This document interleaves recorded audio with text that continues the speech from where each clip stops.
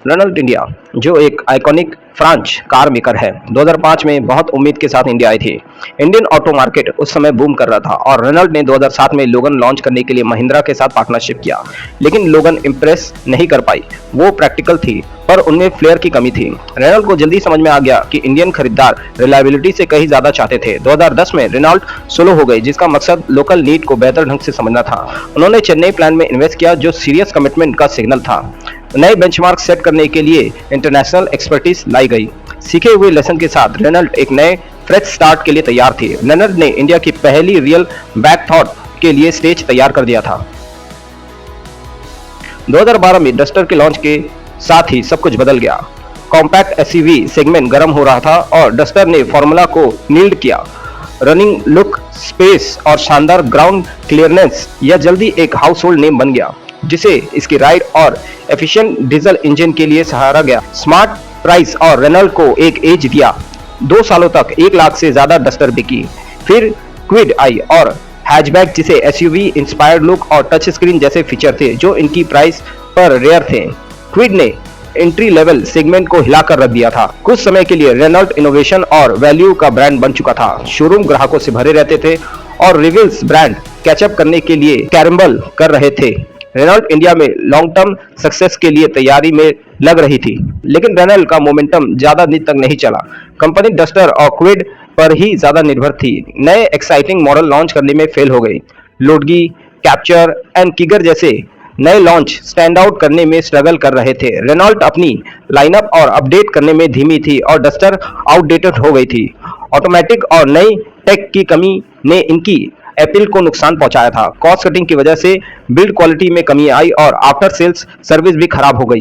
Customer ने notice किया कि ब्रांड की इमेज को नुकसान हुआ है। इनोवेशन करने के बजाय रेनॉल्ट ने मार्केट के इवॉल्व होने पर सेफ खेला। सेल्स घटी और शुरुआती जादू फीका पड़ गया। रेनॉल्ट की मार्केटिंग समय के साथ अपनी स्पार्क खो बैठी। ब्रांड एक स्ट्रॉन्ग इमोशनल कॉन्टैक्ट बनाने में फेल हो गई और डिजिटल मार्केट के लिए पीछे रह गई।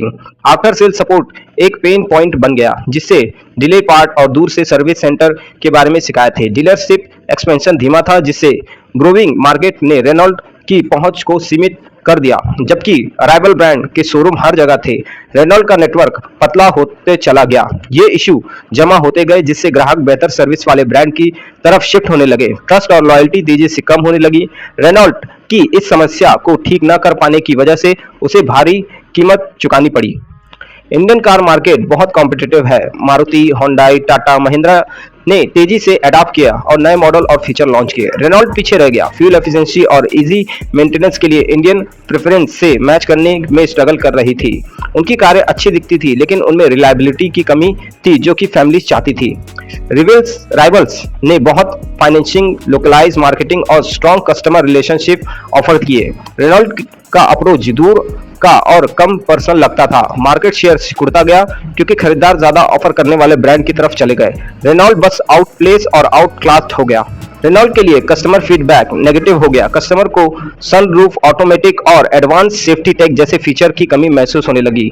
राइवल्स ज्यादा टेक पैक कर रहे थे, जबकि रेनॉल्ट की कारें बेसिक लगती थी। Build quality issue, unreliable electronics ने इसकी रेपुटेशन को नुकसान पहुंचाया। सर्विस की शिकायत बढ़ती गई और ब्रांड इमेज को झटका लगा। जो कभी इनोवेशन था, वो आउटडेटेड और कम एस्पिरेशनल हो गया। नेगेटिव राइवल्स सोशल मीडिया पर तेजी से बढ़ने लगे। रेनॉल्ट का धीमा रिस्पांस ने चीजों को और भी बदतर बना दिया।